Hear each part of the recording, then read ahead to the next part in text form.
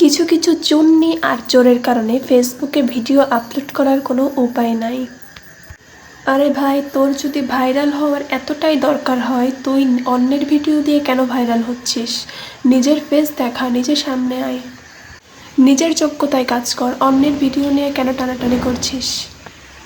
মাত্র 15 দিন হয়েছে পেজটা খুলেছি, এর ভেতরে ভিডিও চুরি করা শুরু হয়ে গেছে। আর আমার আইডি থেকে ফেক আইডির ফলোয়ার বেশি, বোঝার উপায় নাই কোনটা রিয়েল আইডি। আমার অনেক ফ্রেন্ডরা আমাকে শেয়ার দেয়, সেইখানে দেখি 1 লাখ 1.5 লাখ ভিউ হচ্ছে, যেখানে আমার আইডিতে ভিউ মাত্র 2 থেকে 3 হাজার, তার বেশি ভিউ হয় না, লাইক কমেন্ট পড়ে না। ফেক আইডিতে ভিউ বেশি, লাইক কমেন্টও বেশি। আমার রিয়েল আইডি যেটা, তার ফলোয়ার বর্তমানে 18,000। আমাকে সবাই এই আইডিটাতে সাপোর্ট করবেন। অন্য যেই আইডিগুলো আছে সবগুলো ফেক অ্যাকাউন্ট। আর টিকটকেও আমার নামে 2-3টা ফেক অ্যাকাউন্ট আছে।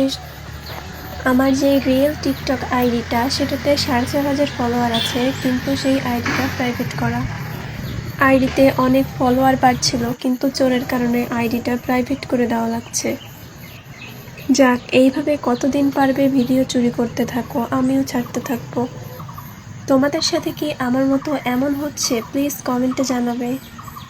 আমি অসুস্থতার কারণে ঠিকমতো ভিডিও দিতে পারি না, আর যে 2-1টা ভিডিও দিই তাও চুরি হয়ে যায়। যখন দেখি আমার থেকে ফেক আইডিগুলোর ভিউ, লাইক, কমেন্ট বেশি, তখন আর ইচ্ছে করে না ভিডিও ছাড়তে।